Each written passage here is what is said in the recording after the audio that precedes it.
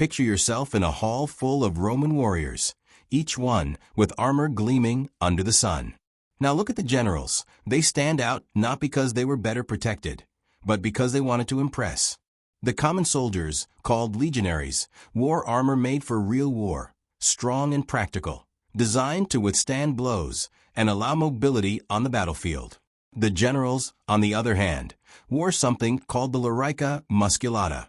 This armor looked like a sculpted human body, muscular and powerful, as if carved from metal.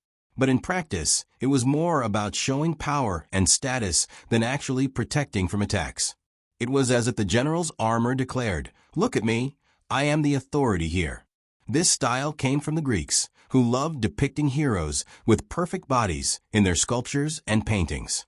The Romans borrowed that idea to give their generals an almost godlike appearance, strong and imposing, even though in combat the protection was no better than that of an ordinary legionary.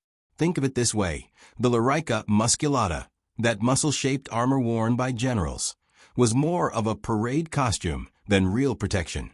It symbolized status, power, and leadership, but in truth it didn't safeguard better than the common soldier's armor.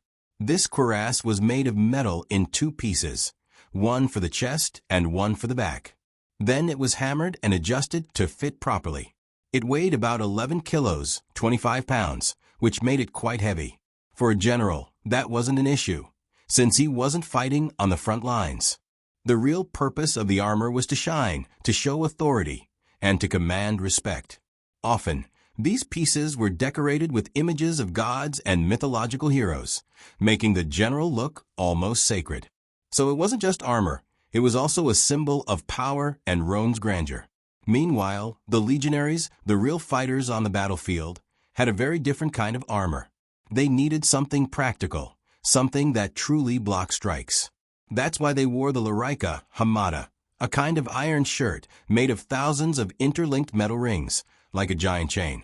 This armor was perfect for absorbing impacts while still allowing movement, since soldiers had to keep fighting without rest and endure the chaos of combat. Think of the lorica hamata as a kind of shirt made of thousands of tiny interlinked iron rings, like a chain covering the entire body. It was practical and at the same time reliable. It protected well against cuts and stabs, while still allowing the soldier to move quickly during battle. That's why it was the favorite of the centurions, who saw in it the perfect balance between protection and freedom to fight. Another curious detail is that the rings of the armor rubbed against each other whenever the soldier moved. This natural friction helped prevent rust, which made the piece last longer and required less maintenance.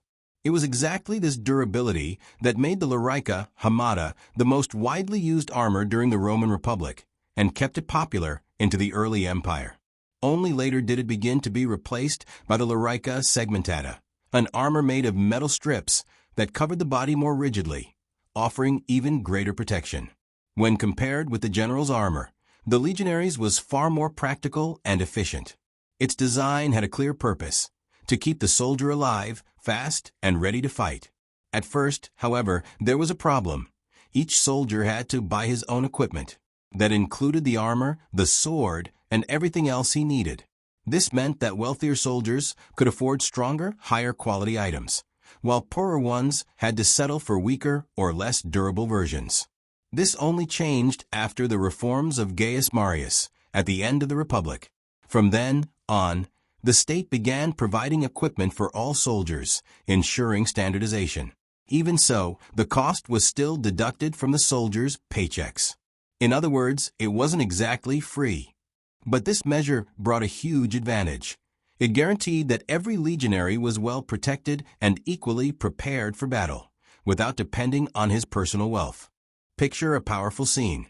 In a single battle, like the one at Orazio, the Roman army lost around 80,000 men. It was an immense tragedy, but even then Rome had a plan. They gathered all the swords and armor from the battlefield and stored them. That way, when it was time to raise new troops, the equipment was already ready, saving valuable time. This shows just how organized the Romans were and how they always thought ahead. So if we compare the general's armor with that of the common soldiers, there's no real mystery. The legionaries' armor was much more effective for actual fighting. A general might have looked more imposing in his lorica musculata, but it was the frontline soldier who needed to survive in the chaos, and his armor was designed exactly for that. Now I want to hear from you. If you had to choose, which armor would you wear? The decorated one of the general or the practical one of the legionary? Share your answer in the comments because your opinion is really important. And don't forget to hit the like button and subscribe to the channel so you don't miss any of our videos about Rome.